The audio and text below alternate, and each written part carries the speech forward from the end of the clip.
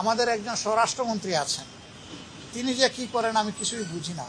এরকম একটা বিশৃঙ্খল সমাজ চলতে পারে না। বিশেষ করে সরকার, যাদের দায়িত্ব হচ্ছে দেশে আইন শৃঙ্খলা রক্ষা করা, তারাই যদি আইনের রক্ষক না হয়ে ভক্ষক হয়ে যান, নিজের হাতে আইন তুলে নেন, তাহলে জনগণ কে কার কথা শুনবে? এরকম একটা বিশৃঙ্খল সমাজ চলতে পারে না। আপনারা দেখেছেন গতকাল স্থানীয় সরকার মন্ত্রীগণ একটা আক্ষেপ আফসোস করে বলেছেন যে 5 মাসে কোনো কিছুর পরিবর্তন হয় নাই, দুর্নীতি আগের চাইতে দুর্নীতির প্রবৃদ্ধি হয়েছে তিনি বলেছেন, মানে বৃদ্ধি পেয়েছে। তিনি বলেছেন শুধু উনি আশা দেখেন, মাননীয় প্রধানমন্ত্রী তিনি চেষ্টা করছেন। আমাদের বক্তব্য, প্রধানমন্ত্রী তো দলের প্রধান, তিনি তো সবগুলো অঙ্গ সংগঠন অভিভাবক, এবং কার্যত তিনি কোনো দলের প্রধানমন্ত্রী না, তিনি তো 18 কোটি মানুষের প্রধানমন্ত্রী। অভিভাবকত্ব তার। তাহলে তার কথা যদি তার দলই স্বয়ং না শুনে, তো জাতিকে তিনি কিভাবে পরিচালনা করবেন?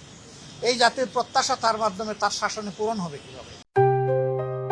JBS holdings limited. আমরা ওই ধরনের ব্যর্থতার কাহিনী আর গল্প আর শুনতে চাই না। আমরা দেখতে চাই, মুখের কথা নয়, কাজ দিয়ে প্রমাণ হবে যে এই দেশ আমাদের সবার, এবং সরকারি দল দায়িত্বপূর্ণ জায়গা থেকে দায়িত্ব পালন করছে, মানুষের জীবনে স্বস্তি, শান্তি এবং শৃঙ্খলা ফিরে আসছে। আমাদের একজন স্বরাষ্ট্রমন্ত্রী আছেন, তিনি যে কি করেন আমি কিছুই বুঝি না। 144 দ্বারা দিয়েছেন হবিগঞ্জ শহরে, আর এনসিপির লোকদেরকে বাধা দিয়েছে মৌলভীবাজার থেকে শুরু করে হবিগঞ্জ পর্যন্ত। এটা কেন? কথা বলার অধিকার সবার আছে, শান্তিপূর্ণ কর্মসূচি পালন করার অধিকার সবার আছে। এই যে ছেলেটা আহত হলো, আমরা তো পুরা ঘটনা ফলো করতেছি।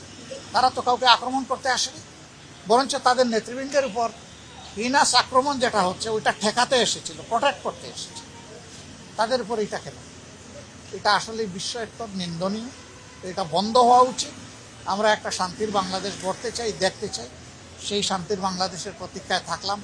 আর সরকার কি করে তার সন্ত্রাসীদের ব্যাপারে, দলীয় সন্ত্রাসীদের ব্যাপারে, এইটা আমরা এখন সচক্ষে দেখছি। দেখা যাবে কি, এই ছেলে মায়ের খেয়েছে, চোখ গিয়েছে, তার মামলায় করা আসামি যারা, তাদেরকে হয়তো কিছুই করা হবে না। পাল্টা বানাওট মিথ্যা মামলা যেটা দেওয়া হয়েছে, ওইটার আসামি যাদেরকে পরিকল্পিতভাবে বানানো হয়েছে, অ্যাকশন তাদের উপর শুরু হয়েছে। মনে রাখবেন, কোনো সরকারই শেষ সরকার নয়, তারপরেও কিন্তু সরকার আসবে আর যাবে।